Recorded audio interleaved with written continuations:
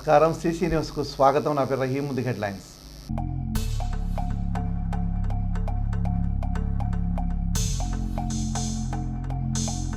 July 5న జాతీయ స్థాయి లోక్ అదాలత్, కక్షిదారులు సద్వినియోగం చేసుకోవాలన్న జడ్జి నరేంద్ర రెడ్డి.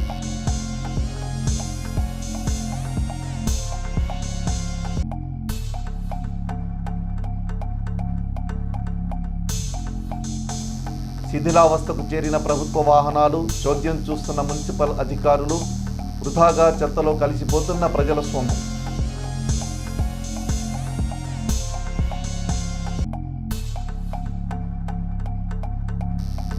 చిలకలూరిపేటలో డ్రగ్స్ అక్రమ రవాణా, డ్రగ్స్ స్మగ్లర్లను వలపన్ని పట్టుకున్న పేట రూరల్ సిఐ సుబ్బానాయుడు.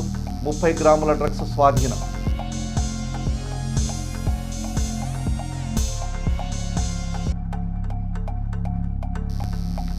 సోమవారం ఉదయం జరగనున్న మున్సిపల్ కౌన్సిల్ సమావేశం ఎజెండాలో 27 అంశాలు చర్చకు సిద్ధం. కౌన్సిలర్లకు ఆహ్వానాలు పంపించిన చైర్మన్ రఫాని.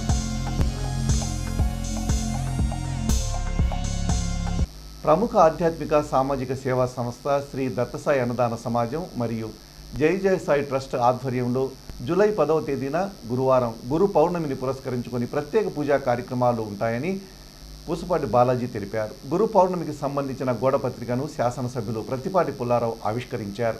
ఈ సందర్భంగా వారు మాట్లాడుతూ గురు పౌర్ణమి కులమతాలకు అతీతంగా చేసుకోవాల్సిన పండుగని, తమ జీవితంలో ఆధ్యాత్మిక గురువులు, బోధ గురువులు అనేక మంది మనకు గురువులతో సంబంధం ఉంటుందని, వారందరినీ ఆ రోజు గౌరవించుకుంటే గురువు యొక్క అనుగ్రహం కలుగుతుందని తెలిపారు.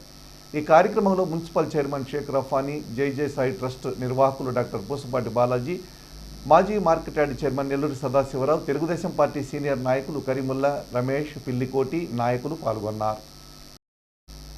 చిలకలూరిపేట పట్టణంలోని తూర్పుమాలపల్లె 12వ వార్డుకు చెందిన సాతులూరి కిషోర్ కుమార్తె పుట్టినరోజు వేడుక ఘనంగా జరిగింది. ఈ వేడుకకు ఎమ్మెల్యే ప్రత్తిపాటి పుల్లారావు హాజరై ఆ చిన్నారిని ఆశీర్వదించారు. నిండు నూరేళ్లు సంతోషంగా ఆరోగ్యంగా జీవించాలని ఎమ్మెల్యే దీవించారు. చిలకలూరిపేట నియోజకవర్గ పరిధిలో డ్రగ్స్ కలకలం చోటు చేసుకుంది. అనుమతి లేకుండా డ్రగ్స్ రవాణా చేస్తున్న ముఠాను సిఐ సుబ్బానాయుడు చాకుచక్యంగా అదుపులోకి తీసుకున్నారు. బెంగళూరు నుంచి గుంటూరుకు అక్రమ రవాణా చేస్తున్న ముఠా గుట్టురట్టు చేశారు. పోలీసులు చిలకలూరిపేట కోర్టులో హాజరుపరిచిన అనంతరం జడ్జి రిమాండ్ విధించారు. వివరాలకు వెళ్తే బెంగళూరు నుండి గుంటూరుకు అక్రమంగా డ్రగ్స్ రవాణా చేస్తున్న ముద్దాయిలు చల్లా గోపి, షేక్ షారూఖ్లు. వీరిద్దరూ గుంటూరు నగరానికి చెందినవారు. చెడు వ్యసనాలకు అలవాటు పడి డ్రగ్స్ స్మగ్లింగ్ చేస్తున్నారు. పోలీసులకు వచ్చిన సమాచారం మేరకు నిందితులను అరెస్టు చేసి వారి వద్ద నుండి 25 గ్రాముల డ్రగ్స్ని స్వాధీనం చేసుకున్నారు. మీడియా సమావేశం తర్వాత ముద్దాయిలను కోర్టులో హాజరుపరిచారు. జడ్జి వారికి రిమాండ్ విధించారు. చిలకలూరిపేట పట్టణంలో తెలగ, బలిజ, కాపు కళ్యాణ మండప పునర్నిర్మాణానికి కాపు నేతలు చర్యలు తీసుకున్నారు. తెలగ, బలిజ, కాపు సంఘీయుల ఆధ్వర్యంలో కృష్ణారెడ్డి డొంకలో గల కాపు కళ్యాణ మండపం సుమారు 40 స్థలంలో గతంలో కాపు పెద్దలు స్థలదాతలు భూమినిచ్చారు. కాపు పెద్దల సహకారంతో కొంత నిర్మాణం చేశారు. ఇప్పుడు మరలా నియోజకవర్గ కాపు నాయకులు, పెద్దలు, యువకుల సహకారంతో పునర్నిర్మాణం చేపట్టి స్థల ఆవరణలో ఉన్న జంగిల్ వర్క్ చేసి మరలా కళ్యాణ మండపం పునర్నిర్మాణ కార్యక్రమాన్ని చేపట్టారు. కావున కళ్యాణ మండపం పునర్నిర్మాణ కార్యక్రమం రాష్ట్రంలోని కానీ చిలకలూరిపేట నియోజకవర్గంలో ఉన్న కాపుల సహకారంతో ఈ కాపు కళ్యాణ మండపం పునర్నిర్మాణం అంగరంగ వైభవంగా చేపట్టాలని కాపు నాయకులందరూ నిర్ణయం తీసుకున్నారు. చిలకలూరిపేట పట్టణం 6వ వార్డులో బీజేపీ అమ్మకు ఒక మొక్క కార్యక్రమంలో భాగంగా 6వ వార్డు బూత్ అధ్యక్షురాలు ఆదిమూలం బ్రహ్మరామ ఆధ్వర్యంలో మొక్కలు నాటారు. ఈ కార్యక్రమంలో incharge programme convener Adimulam Guruswamy, Nagatejas, Sheikh Subhani, Karunakar Rao, Bhulakshmi, కార్యక్రమంలో కార్యకర్తలు, నాయకులు పాల్గొన్నారు. విజయవాడలోని food corporation of India regional ఆఫీసులో రాష్ట్ర స్థాయి సంప్రదింపుల కమిటీ సమావేశం జరిగింది. టీడీపీ పార్లమెంటరీ పార్టీ నేత, FCI Andhra Pradesh chairman Narasaraopet MP Lavu Srikrishnadevarayalu ఈ సమావేశంలో పాల్గొన్నారు. AP state warehousing corporation chairman Ravi Venkateswara Rao, అధికారులు, నామినేటెడ్ పదవుల్లో ఉన్నవారు పాల్గొన్న ఈ సమావేశానికి ఎంపీ లావు శ్రీకృష్ణదేవరాయలు అధ్యక్షత వహించారు. పలు అంశాలపై చర్చించారు. ప్రధానంగా ఫుడ్ కార్పొరేషన్ ఆఫ్ ఇండియాను, రాష్ట్ర పౌర సరఫరాల శాఖను మరింత అనుసంధానం చేస్తూ రైతులకు ఉపయోగపడే ప్రణాళికలపై చర్చించారు. రాష్ట్రంలోని గౌడన్స్ సామర్థ్యాన్ని పెంచే ఆలోచన చేస్తున్నట్లు చెప్పారు. రాష్ట్రంలో ఎఫ్సిఐ తరపున ప్రస్తుతం ఎంత ధాన్యాన్ని సేకరిస్తున్నారు, ఇంకా ఎంత వెసులుబాటు ఉంది అనే అంశంపై చర్చించారు. రాష్ట్రంలో ఎఫ్సిఐ తరపున సేకరించేందుకు 25 లక్షల మెట్రిక్ టన్నుల వరకు అవకాశం ఉంది. కానీ గత ఏడాది 10 లక్షల మెట్రిక్ టన్నులు మాత్రమే సేకరించారు. దీన్ని మెరుగుపరిచే విధంగా చర్చించారు. గోడౌన్లకు సోలార్ రూఫ్లను ఏర్పాటు చేసి 60 మెగావాట్ల సోలార్ ఎనర్జీని ఉత్పత్తి చేసే ప్రణాళికను ముందుకు తీసుకువెళ్లే విధంగా ముఖ్యమంత్రి చంద్రబాబు నాయుడు ఆశయాన్ని సాధించే అంశంపై చర్చించారు. ఆహార వ్యవస్థలో ప్రస్తుతం జరుగుతున్న క్వాలిటీ కంట్రోల్ను మెరుగుపరిచే అంశంపై చర్చించారు. ఫుడ్ కార్పొరేషన్ ఆఫ్ ఇండియాను పటిష్టపరిచే విధంగా రైతులు, మిల్లర్స్తో సలహాలు స్వీకరిస్తామని ఎంపీ లావు శ్రీకృష్ణదేవరాయలు పేర్కొన్నారు. తదుపరి సమావేశానికి వీటన్నిటిలో పురోగతి సాధించే విధంగా కృషి చేయాలని చైర్మన్ హోదాలో ఎంపీ శ్రీకృష్ణదేవరాయలు అధికారులను కోరారు.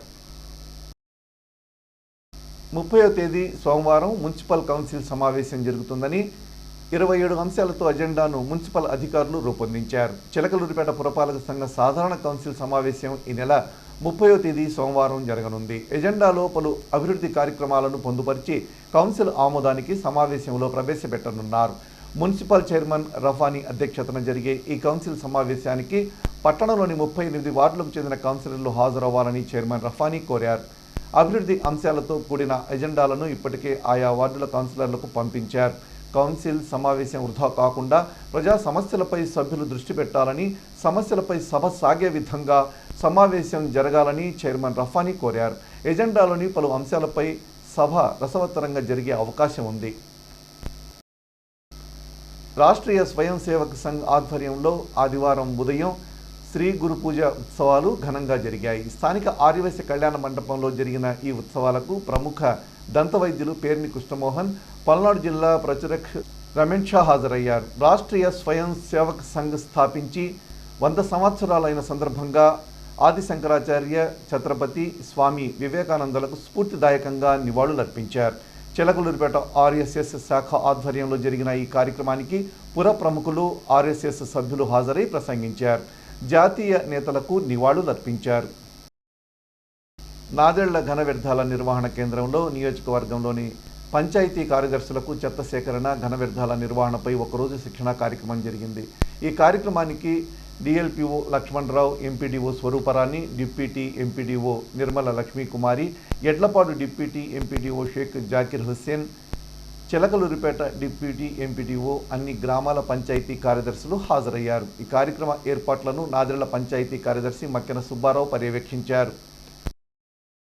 జాతీయ స్థాయి సమావేశాలకు చిలకలూరిపేట మున్సిపల్ చైర్మన్ రఫానికి ఆహ్వానం వచ్చింది.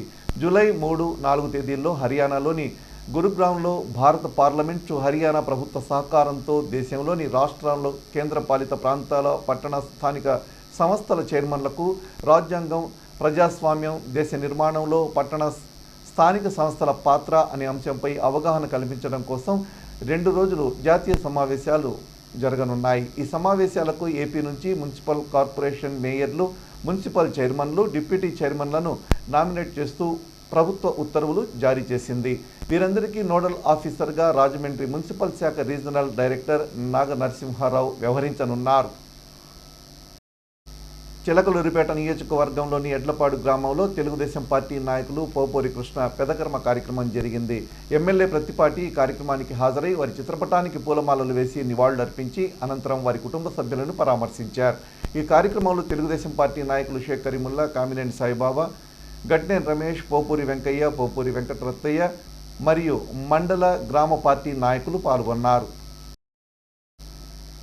జూలై 5న జరిగే జాతీయ స్థాయి లోక్ అదాలత్ను జయప్రదం చేయాలని principal junior civil judge Narendra Reddy కోరారు.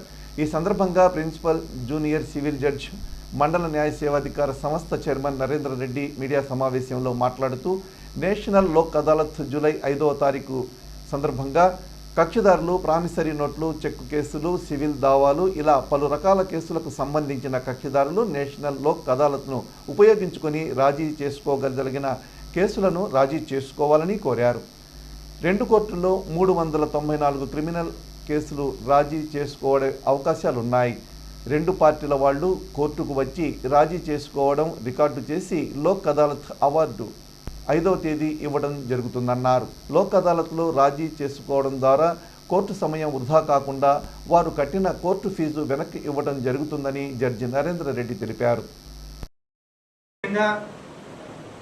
Principal junior civil judge cum chairman మండల్ న్యాయ సేవా అధికార సంస్థ చంద్రూరుపేట కక్షిదారులకి ప్రజానీకానికి తెలియజేయటుంది ఏమనగా, మనకి జూలై 5వ తేదీ national Lok Adalat principal junior civil judge court ప్రాంగణంలో జరుపుబడుతుంది.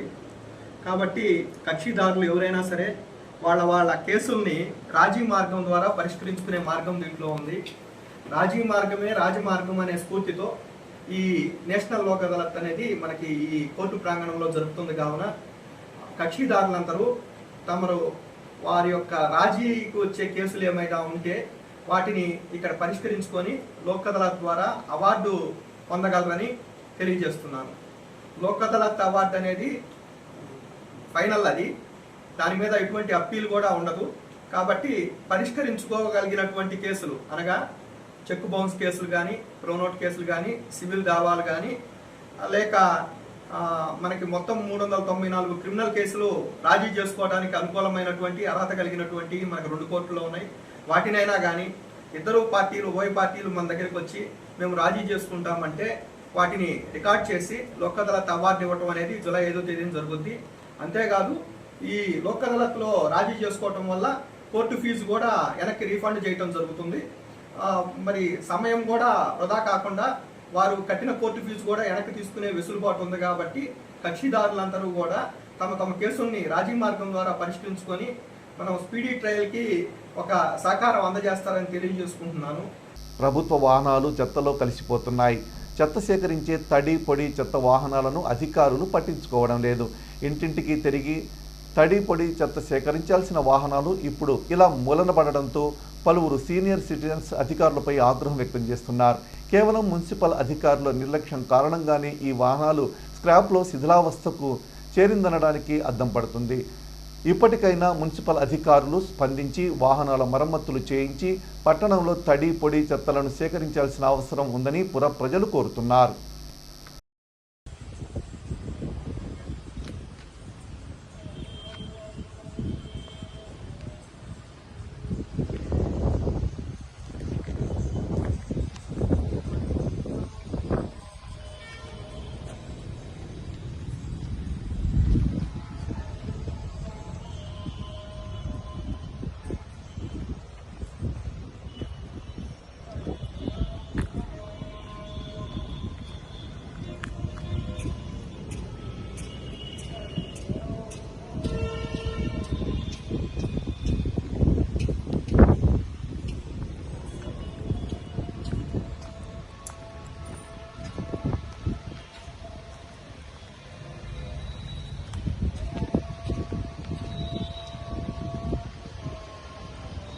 సీసీ న్యూస్ ఇంతటితో సమాప్తం. తిరిగి మరో బులెటిన్లో మళ్ళీ కలుద్దాం. అంతవరకు సెలవు. నమస్కారం.